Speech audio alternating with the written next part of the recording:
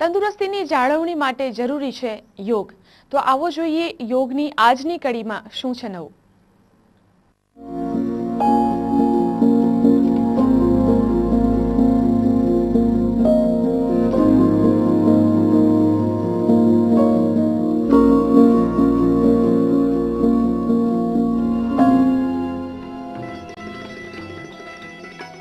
યોગમમાં આપનું સ્વાગત છે। આજે આપણે એક પાદ સેતુ બંધાસનનો અભ્યાસ કરીશું। આવો એ માટે સૌપ્રથમ શવાસનની સ્થિતિમાં ચત્તા સૂઈ જાઓ।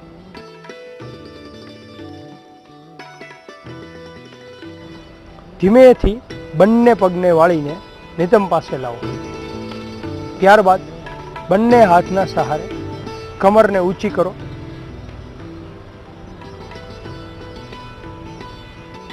ગરદન, ગળું અને પ્રસારેલા પગ જમીનને સ્પર્શેલા રહે તે રીતે રાખવા। હવે યથાશક્તિ અંતરકુંભક કર્યા બાદ કોઈ પણ એક પગને આકાશની દિશામાં ઊંચો કરો। આ સ્થિતિને એક પાદ સેતુ બંધાસન કહે છે। ત્યારબાદ ધીમે ધીમે પગને નીચે લાવો।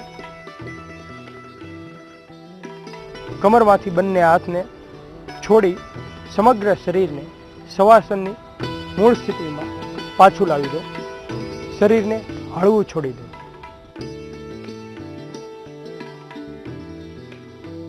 આ રીતે એક પગને ઊંચો કર્યા બાદ બીજા પગને ઊંચો કરીને પણ આ આસન કરી શકાય અને આ આસનની અલગ અલગ 5 આવૃત્તિ બંને પગ ઊંચો કરીને કરી શકીએ। આ હતું એક પાદ સેતુ બંધાસન। એક પાદ સેતુ બંધાસનના લાભ જોઈએ તો આ આસન છે તેના દ્વારા કમર, નિતંબ અને પગના સ્નાયુઓ છે એ કાર્યક્ષમ બને છે। સ્પાઇનલ કોર્ડની અંદર કરોડરજ્જુની અંદર રહેલા સૂક્ષ્મ જ્ઞાનતંતુઓ એને એક્ટિવ કરે છે, તેને કાર્યાન્વિત કરે છે। આ આસનથી શારીરિક માનસિક સંતુલન જળવાય છે। કોઈને પગની નસ ચડી જતી હોય, ખાલી ચડી જતી હોય તો આ ફરિયાદ દૂર થાય છે। એક પાદ સેતુ બંધાસનથી હાથના સ્નાયુઓ કાર્યક્ષમ બને છે। એક પાદ સેતુ બંધાસનના ખાસ ધ્યાનમાં રાખવા જેવી બાબતો જોઈએ। આ આસન જ્યારે પણ બાંધીએ કે છોડીએ તો તેમાં ઉતાવળ કરવી નહીં। આંતરકુંભકમાં આ આસન બાંધી ન શકાય તો ઉતાવળ ન કરવી, પરંતુ ધીમે ધીમે અભ્યાસ કરવાથી ખૂબ સરળતાથી અભ્યાસ થઈ શકશે। ગમ્મત કરતા કરતા, વાતો કરતા કે ખુલ્લી આંખે આ આસનનો અભ્યાસ ન કરવો। શક્ય તેટલું આંખ બંધ રાખીને ધીમે ધીમે અભ્યાસ કરવાથી અથવા ધીમે ધીમે ક્રિયા કરવાથી વધુ લાભ થશે।